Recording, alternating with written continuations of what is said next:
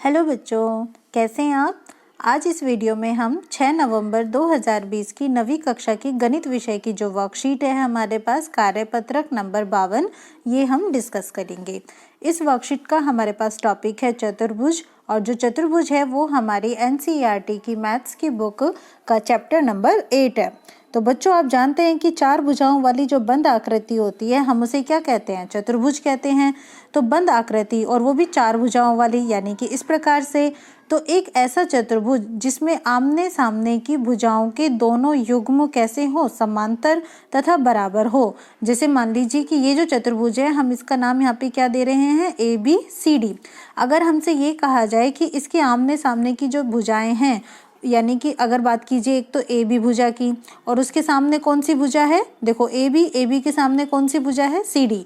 तो अगर आपसे ये कहा जाए कि AB बराबर है CD के, इसका मतलब ये तो बराबर है, और उसके अलावा साथ साथ में ये भी कहा जाए कि AB जो है वो समांतर है CD के, तो आप एक तो ये वाला आप यहाँ पे सेट लेंगे, और उसके अलावा आप आमने सामने की और कौन कौन सी भुजाएं हैं, एक तो है AD, और AD के सामने कौन सी है, BC।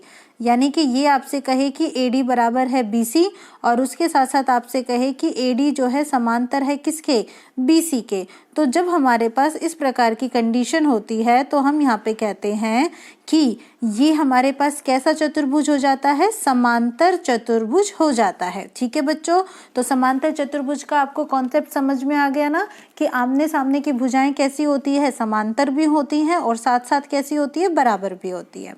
अब इस कॉन्सेप्ट के बाद हमारे पास यहाँ पे प्रमेय है।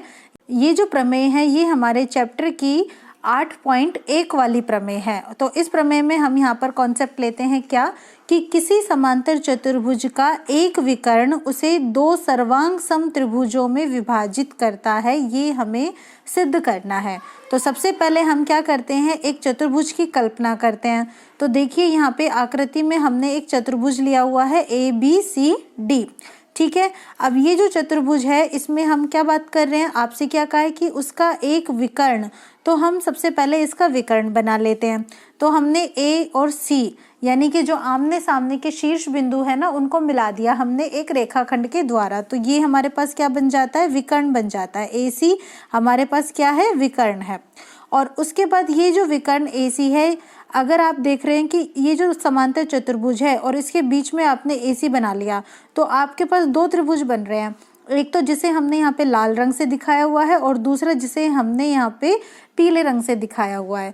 तो हमें ये सिद्ध करना है कि ये जो समांतर चतुर्भुज है ये 2 बराबर त्रिभुजों में सर्वांग सम का मतलब क्या होता है, जिसके सारे अंग यानी कि सारे हिस्से समान हो। तो तीनों भुजा समान हो या फिर तीनों ही कोण समान हो। तो इस प्रकार हमें इन दोनों त्रिभुजों को यहाँ पे सर्वांग सम सिद्ध करना है। और ये जो त्रिभुज यहाँ पे है इनके नाम क्या क्या है। तो पहला त्रिभुज है हमारे पास, देखिए ये वाला त्रिभुज AB और C। पीले वाला त्रिभुज ABC है, और जो लाल रंग वाला त्रिभुज है वो क्या है हमारे पास, त्रिभुज CDA। तो अब हमें इन दोनों को सर्वांग सम सिद्ध करना है। तो सर्वांग सम सिद्ध करने के लिए हम यहाँ पर ध्यान से देखते हैं क्या, कि समांतर चतुर्भुज है। समांतर चतुर्भुज का मतलब आमने सामने की भुजाएं कैसी हैं, समांतर भी है और बराबर भी है। तो हम यहाँ पर जो BC भुजा है और AD भुजा, BC आपके पास ये वाली भुजा और AD आपके पास ये वाली भुजा, हम इन दोनों को लेकर चल रहे हैं। तो अगर आप इन दोनों को देखें तो ये दोनों भुजाएं जो हैं इस तरीके से एक दूसरे के क्या है, समांतर है। और इन समांतर भुजाओं को ये वाली जो रेखा है काट रही है एक तरीके से। अगर मान लीजिए हम इनको ऐसे आगे बढ़ा दें तो ये वाली रेखा इस प्रकार से इनको काटेगी। तो ये हमारे पास कौन सी हो जाएगी, तिर्यक रेखा हो जाएगी। अब तिर्यक रेखा अगर ये हो जाती है तो इसका मतलब क्या होता है कि यहाँ पर बहुत सारे कोण बनेंगे। एकांतर कोण भी बन सकते हैं, संगत कोण भी बन सकते हैं, शीर्षाभिमुख कोण भी बन सकते हैं। मतलब अलग अलग तरह के यहाँ पे कोण बनते हैं। और वो सब कोण कैसे होते हैं, उनके अपने अपने गुणधर्म होते हैं। तो चलिए अब हम यहाँ पर कुछ कॉन्सेप्ट लेते हैं। हम यहाँ पर ये जो भी चतुर्भुज है इसमें जितने भी कोण बन रहे हैं इनको 1 2 3 4 5 6 ऐसे करके हमने लिख दिया है। ठीक है, तो अब अगर आप यहाँ पे देखें तो आप ये देख पा रहे हैं कि ये वाला जो कोण है, कोण नंबर 6 और कोण नंबर 5, ये दोनों कैसे हैं, 5 वाला कोण यहाँ पे बना हुआ है और 6 वाला कोण यहाँ पे बना हुआ है। तो आप देख पा रहे होंगे कि ये इस प्रकार से जेड वाली आकृति में बने हुए हैं। और जब हमारे पास जेड वाली आकृति होती है तो उसे हम कैसे कोण कहते हैं? एकांतर कोण। इसका मतलब ये हुआ कि कोण 5 का नाम यहाँ पे कितना है? देखिए DAC, यानी कि कोण DAC। और कोण 6 का यहाँ पे क्या नाम है? यहाँ से देखो BCA। तो कोण BCA बराबर है कोण DAC के, क्योंकि ये एकांतर कोणों का युग्म है। अब बच्चे, जैसे हमने BC भुजा और AD भुजा की बात की कि ये दोनों त्रिभुज की कैसी भुजाएं हैं? आमने सामने वाली भुजाएं हैं। ऐसे ही अब हम यहाँ पर क्या कर सकते हैं? जो बाकी की अन्य भुजा है उनको भी यहाँ पर ले सकते हैं। तो चलिए अब हम दूसरी अन्य भुजाओं को लेते हैं। तो उसके अनुसार यहाँ पे हमारे पास कौन सी दूसरी भुजा हो जाएगी? एक तो होगी हमारे पास AB भुजा, AB ये वाली भुजा, और ये वाली भुजा होगी हमारे पास DC भुजा। तो ये दोनों भी तो समांतर भुजा हैं, यानी कि ये ऐसे समांतर भुजा हैं और इनको तिर्यक रेखा ऐसे काट रही है। ठीक है, तो जब इनको तिर्यक रेखा ऐसे काट रही है तो यहाँ पे भी क्या होगा? कोण बनेगा। और वो जो कोण बनेगा किस प्रकार से बनेगा? जैसे यहाँ पे 5 और 6 बन रहे थे, यहाँ हम देख पा रहे हैं कि 3 और 4 बनते हैं। इसका मतलब कोण 3 इसका क्या नाम है? BAC। और कोण 4 का क्या नाम है? DCA। तो कोण BAC बराबर हो जाता है कोण DAC के, यानी कि कोण 3 बराबर है कोण 4 के। और ये वाले जो कोण हमारे पास आ जाते हैं, कोण 4 और कोण 3, ये भी कैसे बन रहे हैं? ये देखिए, ये ऐसे, ये क्या बन रहा है? Z बन रहा है। तो Z वाला कोण एकांतर कोण होता है। ठीक है, अब इसके बाद तीसरा पॉइंट देखो, ये जो AC भुजा है, AC भुजा, ये वाली भुजा जो है बीच वाली, यानी कि जो इसका विकर्ण है वो इस वाले त्रिभुज के अंदर भी है और इस वाले त्रिभुज के अंदर भी है। इसका मतलब ये दोनों में है, तो आप बोलेंगे उभयनिष्ठ। तो दो तो आपके पास यहाँ पे कोण हो जाते हैं और एक भुजा हो जाती है, यानी कि ASA नियम से आप ये कह सकते हैं कि ये दोनों त्रिभुज कैसे हैं? सर्वांग सम है। और जब दोनों त्रिभुज सर्वांग सम है तो यही हमें सिद्ध करना था, अर्थात विकर्ण जो है AC वो क्या करता है? समांतर चतुर्भुज ABCD को दो सर्वांग सम त्रिभुजों, त्रिभुज ABC और त्रिभुज CDA में विभाजित करता है। तो कॉन्सेप्ट क्लियर हुआ? समझ में आया अच्छे से? Very good. अब हम यहाँ पे क्या करते हैं? एक छोटी सी एक्टिविटी करते हैं, एक क्रियाकलाप करते हैं। इसके अनुसार हम क्या करते हैं? कागज पर एक समांतर चतुर्भुज खींचते हैं और फिर उसे काट लेते हैं। तो बच्चे आप क्या करेंगे? सबसे पहले तो एक समांतर चतुर्भुज जो है कागज पर ऐसे बनाएंगे और फिर कैंची से आप क्या करेंगे? इसकी फिगर को काट लेंगे। ओके, अब जब ये आपके पास कट जाएगा तो फिर उसके बाद आप क्या करेंगे? विकर्ण के अनुदिश, यानी कि ये जो भी समांतर चतुर्भुज है उसके बीच में से विकर्ण खींचेंगे और बीच में से काट लेंगे। तो आप देख पाएंगे कि आपके पास एक तो त्रिभुज ऐसे ये वाला मिल जाता है और एक त्रिभुज आपके पास ये वाला, तो दो त्रिभुज आपके पास मिल जाते हैं। अब आप क्या कीजिएगा? एक त्रिभुज के ऊपर, मान लीजिए ये पहले वाला त्रिभुज है और ये दूसरे वाला त्रिभुज, हम क्या करते हैं? जो दूसरे वाला त्रिभुज है इसके ऊपर इस पहले वाले त्रिभुज को ना रखने की कोशिश करते हैं। और जब हम इसको रखते हैं तो हम ये देखते हैं कि ये दूसरे वाला त्रिभुज पहले वाले त्रिभुज को क्या कर लेता है? बिल्कुल ढक देता है। ना तो कहीं बाहर निकल रहा होता है, ना ही कहीं अंदर छिप रहा होता है। इसका मतलब ये इसको बिल्कुल ढक देता है। ठीक है, अगर आप इस दोनों त्रिभुजों को घुमा के भी देख लो तो भी हम देखेंगे कि दोनों जो त्रिभुज बनते हैं ये आपस में कैसे बनते हैं? सर्वांग सम बनते हैं। इसका मतलब ये जो हमारे पास प्रमेय थी, प्रमेय 8.1, हमने इसको एक्टिविटी के थ्रू भी समझा है कि जब हम ऐसे दो त्रिभुज काटते हैं तो ये दोनों कैसे होते हैं? सर्वांग सम और एक दूसरे को ढक लेते हैं। कुछ और समांतर चतुर्भुज खींचकर इस क्रियाकलाप को दोहराइए और हर बार आप पाएंगे कि क्या समांतर चतुर्भुज का जो एक विकर्ण होता है वो उसे दो सर्वांग सम त्रिभुजों में विभाजित करता है। तो ये कॉन्सेप्ट हमारे पास हो जाता है। इसके बाद आप यहाँ पर देख पा रहे होंगे कि आपके पास यहाँ पे दो प्रश्न दिए हुए हैं, प्रश्न 1 और प्रश्न 2, दोनों ही बहुत अच्छे से प्रश्न हैं। तो चलिए हम एक एक करके इनको सॉल्व करते हैं। तो बात करते हैं हम सबसे पहले प्रश्न की। इसमें हमारे पास कॉन्सेप्ट है कि समांतर चतुर्भुज ABCD का जो विकर्ण है AC वो कोण A को समद्विभाजित करता है। ठीक है बच्चे, आपके पास यहाँ पे समांतर चतुर्भुज बना हुआ है और इस समांतर चतुर्भुज में आपके पास कॉन्सेप्ट क्या है कि इसका जो विकर्ण AC है, AC यानी कि ये वाला विकर्ण जो बीच में है, A कोण को समद्विभाजित करता है, यानी कि दो बराबर भागों में वो बांटता है। तो अगर मान लीजिए मैं इसको कोण 1 कहूँ और इसे कहूँ कोण 2, तो ये जो कोण 1 है ये किसके बराबर होगा? कोण 2 के। ठीक है, ये हमारे पास दिया गया है। हम यहाँ पर कहेंगे कि ये हमें दिया है।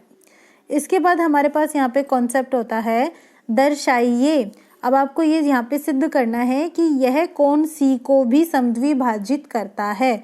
कोण सी को, इसका मतलब ये वाले जो दो कोण हैं यानी कि 3 और ये कोण नंबर 4, तो हमें सिद्ध करने हैं कि कोण 3 और कोण 4 आपस में कैसा है, बराबर है। तो पहला पॉइंट तो ये है, ठीक है। तो आप यहाँ पर लिखेंगे सिद्ध करना है। क्या सिद्ध करना है कि कोण 3 बराबर किसके है, कोण 4 के। तो चलिए अब हम सिद्ध करना यहाँ पे स्टार्ट कर देते हैं। तो उपपत्ति से हम यहाँ पे स्टार्ट करते हैं। अब आपको अच्छे से पता है क्या कि जो भी आपके पास ये ABCD है ये कैसा है, समांतर चतुर्भुज है। बहुत अच्छा। और बच्चे अभी अभी हमने एक कॉन्सेप्ट पढ़ा था क्या कि जो भी हमारे पास समांतर चतुर्भुज होता है उसमें क्या होता है कि आमने सामने की जो भुजाएं होती हैं वो कैसी होती हैं, समांतर होती हैं। और आमने सामने की अगर भुजाएं समांतर होती हैं तो उनमें जो कोण बनते हैं वो भी कैसे होंगे, समांतर होंगे। तो हम यहाँ पे ये जानते हैं अच्छे तरीके से क्या कि AB भुजा जो है वो CD भुजा के क्या है, समांतर है। AB ये वाली भुजा और CD ये वाली भुजा, ये दोनों आपस में क्या है, समांतर है, ठीक है। तो अब इसके बाद आपके पास ये कॉन्सेप्ट होता है कि AC यहाँ पर फिर कैसी रेखा हो जाती है, तिर्यक रेखा हो जाती है। अब अगर ये तिर्यक रेखा होती है तो यहाँ पर कोण भी बन रहे हैं, तो उसमें हम ये लेकर चल सकते हैं। जैसे कि मान लीजिए हम यहाँ पर बात करते हैं कोण 1 की, तो जो कोण 1 है आप बता सकते हैं इसका एकांतर कोण कौन सा है। तो हम यहाँ देखेंगे कि जो Z है वो कैसे बन रहा है। ये देखो कोण 1 के साथ Z बनेगा इस प्रकार, ये तो कोण 1 ये वाला और Z बनेगा तो एक ये वाला। तो कोण 1 बराबर है किसके, कोण 4 के। क्लियर हुआ कॉन्सेप्ट कैसे, क्योंकि आप यहाँ पर बताएंगे कि ये कैसे कोण है, एकांतर कोण है। अब जैसे आपने ये कॉन्सेप्ट लिया है ऐसे ही हम यहाँ पर एक पॉइंट और भी कह सकते हैं क्या कि भाई अगर यहाँ ऐसा Z बन रहा है तो ये जो कोण 3 है और ये कोण 2 ये भी तो आपस में बराबर है क्योंकि ये भी एकांतर कोण है। तो हम यहाँ पर लिखेंगे कि कोण 2 और कोण 3 इनमें भी क्या बन रहा है, Z बन रहा है, ओके। और इनका जो Z बन रहा है वो भी कैसे बनेगा, इनका Z इस प्रकार से बनेगा, ये देखिए इस तरीके से, ये वाला Z। तो कोण 2 और कोण 3, ठीक है। तो कोण 2 और कोण 3 ये भी कैसे होंगे, यहाँ पे एकांतर कोण होंगे। तो ये कॉन्सेप्ट हुआ। फिर उसके बाद हमने क्या देखा, हम ये जानते हैं किससे, समीकरण 1 से कि कोण 1 का मान किसके बराबर है, कोण 2 के। अब चूंकि आप यहाँ पर लिख सकते हो समीकरण 1 का पॉइंट क्या कि कोण 1 बराबर है कोण 2 के, तो इसका मतलब क्या हुआ बच्चा, देखो ध्यान से कि कोण 1 ये किसके बराबर है, कोण 2 के। बट कोण 1 तो 4 के बराबर है और वही कोण 2 जो है वो किसके बराबर है, 3 के। तो इसका मतलब ये चारों के चारों कोण भी आपस में कैसे हो जाते हैं, बराबर हो जाते हैं। तो चलिए अब हम इनको यहाँ पे बराबर ले लेते हैं। तो जब हम इनको यहाँ पे बराबर लेते हैं तो हमारे पास ये कॉन्सेप्ट आ जाता है क्या, कोण 1 ये किसके बराबर है, कोण 2 के, ठीक है। और कोण 2 किसके बराबर है, कोण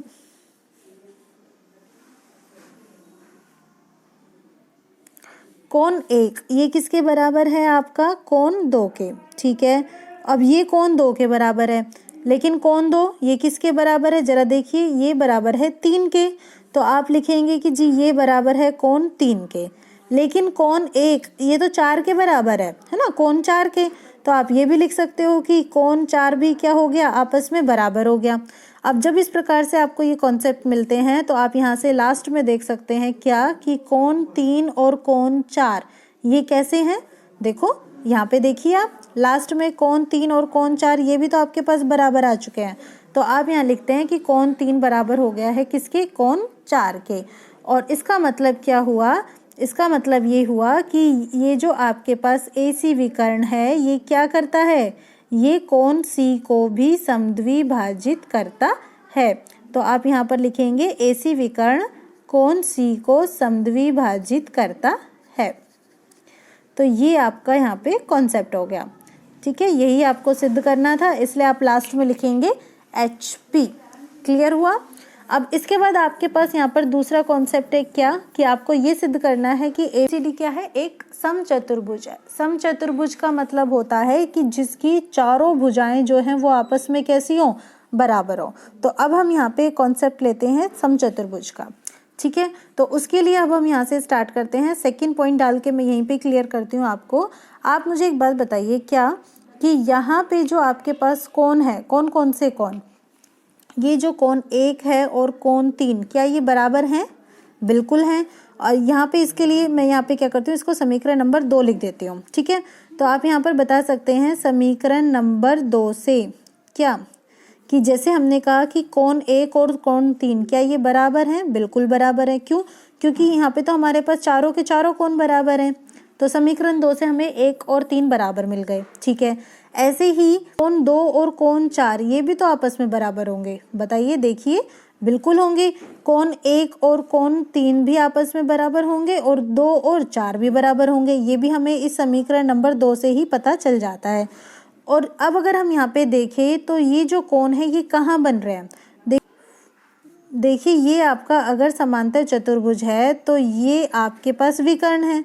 कोण 1 आपका ये वाला है, कोण 3 ये वाला है। तो हम देखते हैं कि ऊपर ना एक त्रिभुज बन रहा है, ओके। और जब आपको ये अच्छे से पता है कि कोण बराबर होते हैं तो उनके सामने वाली भुजाएं भी कैसी होती हैं? बराबर होती हैं। इसका मतलब ये वाली भुजा बराबर है किसके? इसके, ठीक है। तो ये वाली भुजा कौन सी है हमारे पास? AD भुजा है। और AD भुजा जो है वो किसके बराबर है? CD के। तो आप यहाँ पर लिख सकते हैं क्या इस कॉन्सेप्ट के थ्रू कि AD बराबर है CD के। अब ऐसे ही आप देखो कोण 2 और 4 के लिए, कोण 2 यहाँ पे है, ओके, और कोण 4 यहाँ पे है। तो ये वाली भुजा और ये वाली भुजा बराबर हो गई है। तो आपके पास ये वाली भुजा कौन सी है? ये देखो AB, और साइड वाली भुजा कौन सी है? BC। तो आप लिखेंगे यहाँ से कि AB भुजा जो है वो बराबर है किसके? BC के। क्यों?